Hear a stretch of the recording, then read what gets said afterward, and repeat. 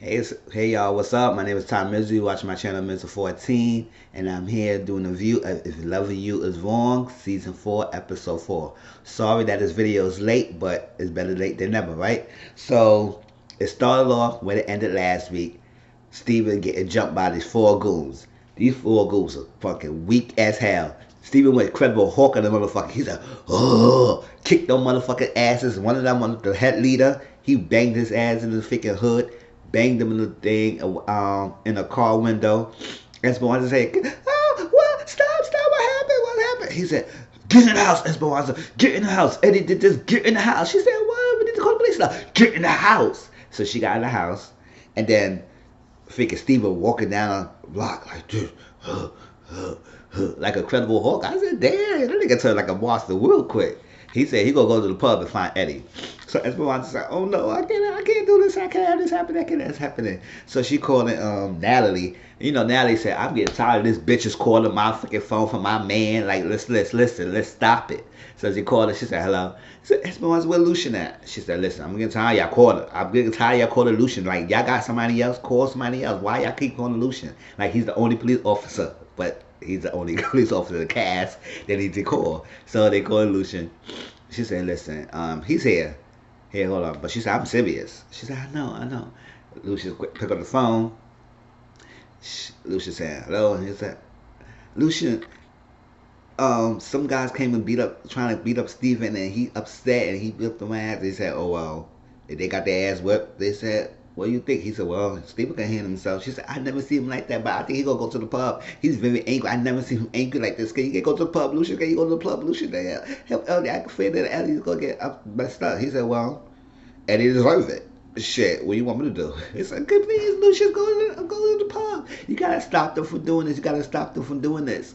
And he's like, okay, well, after all the time, they keep talking back and forth, back and forth, back and forth. He said, fine, okay, I want to go. So he put on his coat. It said, right in the, he put on his coat. It said, so now they said, why are you taking your time? She said, I'll go wait a little bit. Chef will sit right here and let Steven do what he got to do, and then I go afterwards. I said, go ahead, Lucian. That's what I'm saying. Shit. I ain't no rushing out the damn door. You just got in the house. You need some rest. And then, you know, Steven want to beat his ass. So you say, I don't care about Eddie getting his ass whipped. So Steven went to the pub and walked in. He said, I know you put the goons. The goons came to the pub first. And Eddie said, what the fuck happened to your asses? He said, well, he beat his ass. He beat our asses. And I can't even barely walk. And the other one went to the hospital because he got to get some stitches or something like that. He said, I can never handle on ladies handling a man's work. I said, yeah, you should have done your damn self. You're trying to work with Steven. You know you can't beat Steven. That's why you send these freaking forward-ass goons to try and get at Steven. And they can't handle the job. So if they can't handle the job, you probably ain't going to handle the job. So Steven came in. He started talking. He said, you hearing these goons? He said, oh, that's like that. And the bartender said, hold up, y'all not fighting it here. You're not fighting it here. Nuh-uh. Steven said, listen, it gonna be a brawl in here. And one of y'all motherfuckers jump in, I'm killing every one of y'all. And the people said, we ain't doing that. So he freaking got Eddie and whipped Eddie ass. He's like, beat Eddie ass. He could have done more, but he was whooping Eddie ass. Lucy came in after he got his ass whipped and said, okay, let's stop. Let's move. Let's leave. Got him out. And the bartender said, hold on, who will pay for the damages? It's like that. He said, well, just help this guy out, but he gonna pay for the damages. Eddie gonna pay for the damages. So I said, oh shit, yeah, Eddie, you gonna pay for the damages. You got your ass whipped and you gotta pay for the damages. So that was that. So Eddie's in the damn hospital getting checked out. He got no broken bones and all that. He said it could have been none worse. He just only got some scratches in his face and some blood and all that stuff like that. But they cleaned him up. And then the doctor came and gave him a prescription. And he said, you know, I'm an addict, right? This shit ain't gonna do nothing to me. Get the fuck out of here with that shit. I was like, Eddie, you are so rude to anybody. It's like, how you gonna be rude to everybody you meet? Don't make any damn sense. So the doctor said, no, well, you should. I guess you not should be taking that damn if you're an addict. He said, well, I need something stronger than that. So the doctor said, he said, well, if you can't give me anything stronger, I'm going to the board, whatever, and getting your license revoked. He said, well, I got something for you. I can get you messed up. You can go somewhere else too. He said, well, um, you did a prostate exam on me and you had your fingers in my butt all for a long ass time. I said, ooh, Eddie. And he said, I never gave you a prostate exam. Well, he said, your word against mine. And he said, vote some. He said, you is one horrible person I ever met. And then vote him 3. He voted him 1. He said, well, what about you write 2 or 3 of them pads and give it to me and I can figure out what kind of description I want to get for myself. So he voted out. I said, you didn't want him to go to the board saying he lied to prostate, but this is gonna be even worse when you writing these damn things and have your signature on it, and you getting all these pads, these illegal drugs for Eddie, because Eddie is an addict. He not gonna get no really prescription drugs. He gonna get some really hardcore drugs that have your name on it, and you can still go down for that damn doctor. But he said, you know what? Give me the whole damn pad and the freaking pen. I said, damn, how you gonna snatch the pad? The pen's for the damn doctor. I said, well, whatever. I said, it's all for TV, because that would never happen in real life like that.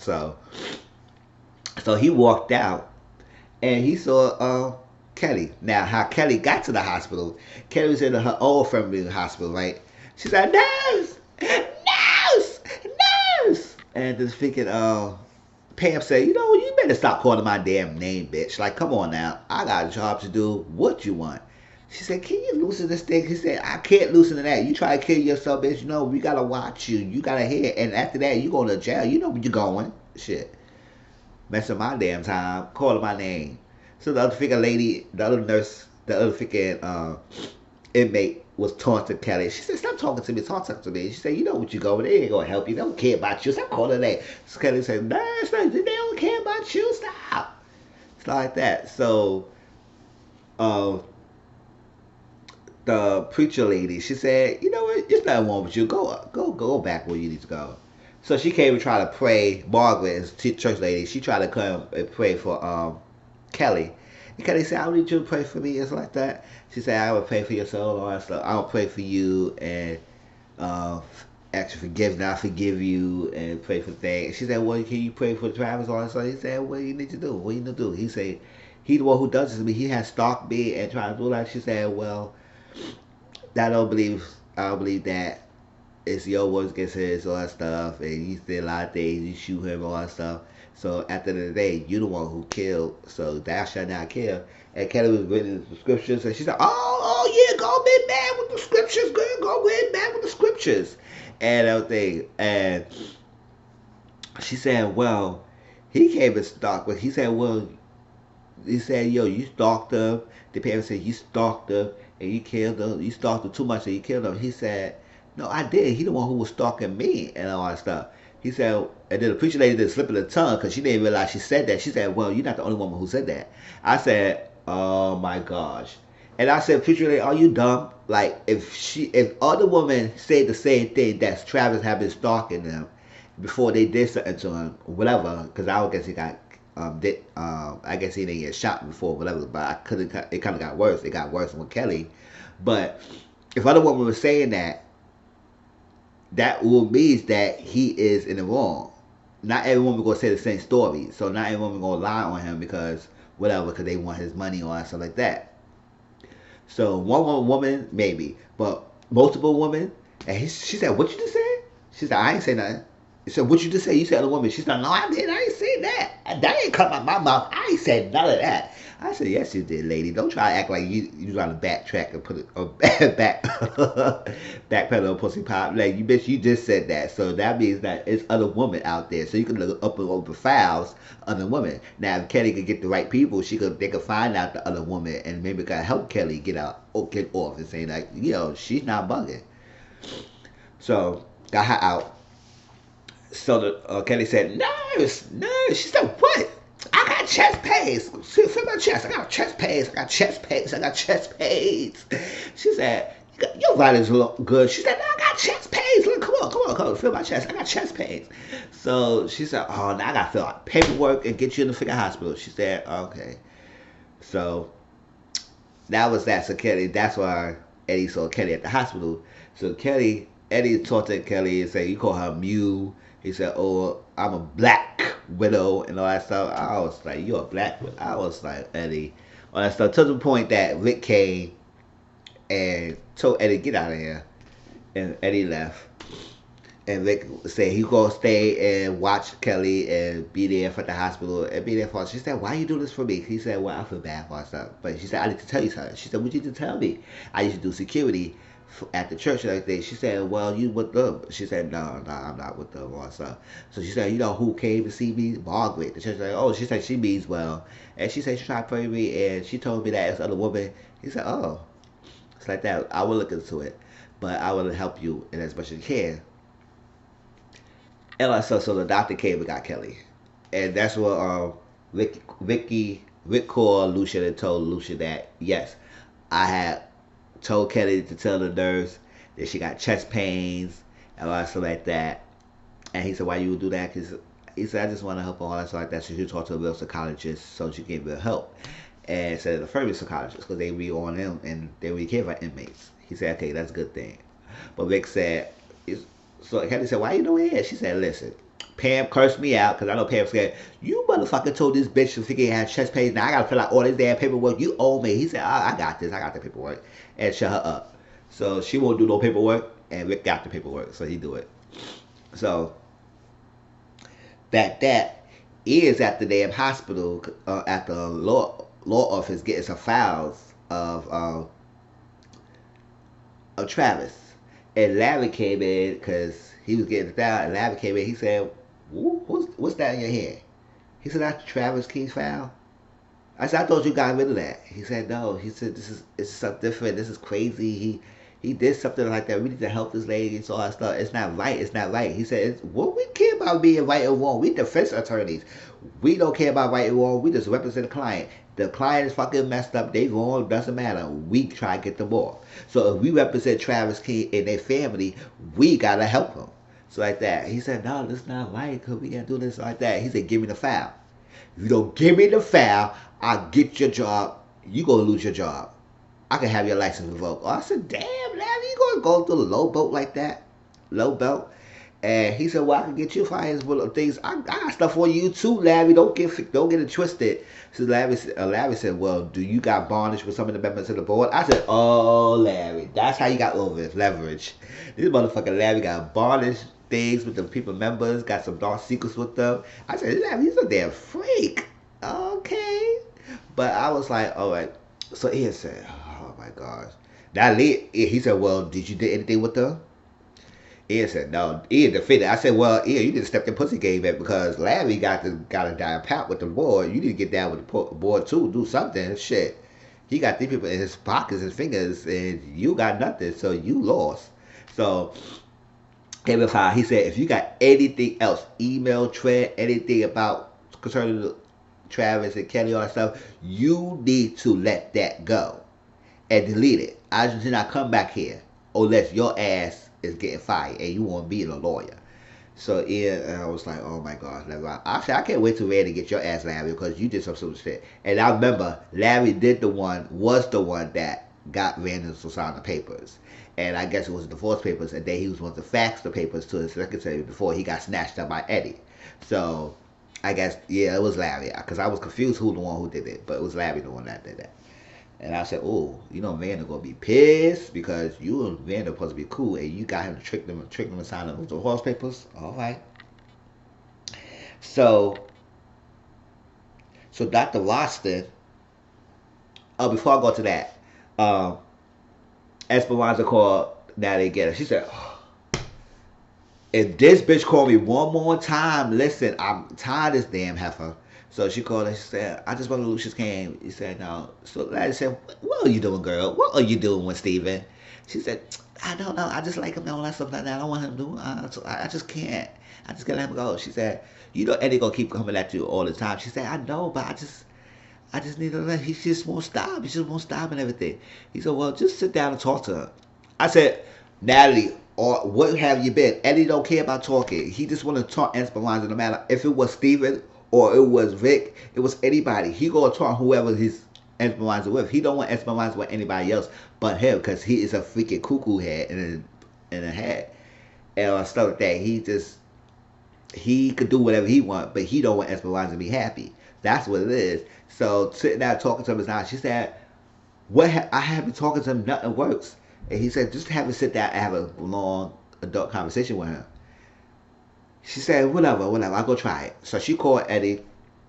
He said, Eddie, I just want to talk to you. He said, oh, I could come over right now. He said, no, I don't want to, not now. I want to talk some later. We're going to set some time. And he said, oh my God, you know you want this. She said, can you stop? He said, you're done school. We say after 5 minutes. I just said, oh my God. She said, can't we have lunch tomorrow? We can sit down, have a long talk, all that stuff. He said, oh, we can have a lunch down there after I can beat your box up, right?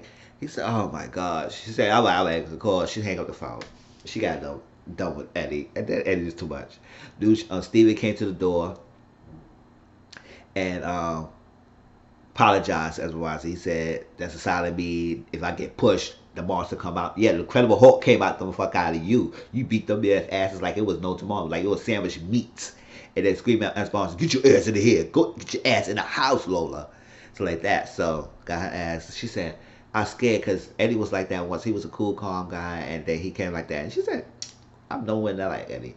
She said, well, Eddie was not like that before. She said, this motherfucker is a crack. He's an addict and he's damaged, just like that. He said, I didn't know. He said, this motherfucker did more blow than the freaking crackheads in the streets. She said, I did not know that. He said, you didn't know that. He said, well, I'll let you know. I said, that's how much you know, Esperanza. You know your man was not shit. So, well, the freaking crack that he doing, the addict, that's even more increased paranoia than this motherfucker ass who want to keep harboring over you. Drugs do that to you. And she said, okay. He said, well, just let you know, that boss you saw me out of, I would never hurt you or anybody you care about. She said, okay. But Esperanza wants this lady. Esperanza wants Steven. She's just afraid. She said, you're not going to lose me. Over this Eddie? Hell no. He's a punk. So, that's that. So lastly, Dr. Roston was texting Alex because she had been calling Alex and Alex didn't answer their phone. She said, you know, I have been calling you. She said, I know. He said, you know, what you did was fucked up. When you freaking said I did this to you, she said, I know. And then you lied and told Brad that I did this, switch the results. She said, I know. She said, you need to do something about it. She said, I did. I told him the truth. She said, well, because you know Dr. Watson was the one who that Alex accused that she switched. That Alex said that she switched the results for her to make it that Rand is not the baby, not the father. And you know Dr. Watson said, no, I would never do that shit. I would never do that for you, not for Rand, not for Brad, not for Randall, not for you. I would never lose my license for you. So like that. So that's Dr. Watson, right? And she said, well, you know, they opened an investigation on me and tried to handle this because I was a head person or something like that. So they opened an investigation and to look into it. And she said, well, you need to come down and tell them the truth. She said, I will. He said, okay, great. I will set this up and schedule it and you will come down and tell the board. You better come down and tell the board because we're going to be some problems if you don't come down. We're going to be some problems. So you're going to get this poor lady job license taken away because you made a lie and say that she switched the results for you. Dr. Watson will do no shit like that. She said, I will. She said, I got a question. She said, how could it possible that DNA they got switched? She said, well, it could be either a mix-up in the freaking lab or it's another partner. So everybody was thinking that she may Alex had somebody, other people in the side she was dealing with that we don't know about. But Alex says no other partner. She said, so that she was thinking, her wheels was thinking, she said, Lord, listen, can it be possible it could be Brad? She said, what? She like that. She said, is it possible it could be Brad because it could be in the DNA in Brad's family that could be his. He had a dark skinned family member in the past, his family tree. Can it be possible? Dr. Watson said it could be possible because she said she once had a patient that the father thought the baby was a head because the baby was redhead, and he kind of realized that down his family tree he had a great grandmother that had red hair, so that's why it came that the baby was his. So she was like, well, can it be possible? She said it's a stretch, but I could do some research. But you need to come down here and tell the board about this damn lie. And she said, well, and once you come down here, then I can research and we can go from there. She said, okay, but I'm sorry. I'm so sorry. I'm so sorry. I need to see you. I thought I said, I'm so sorry. She said, okay, thank you.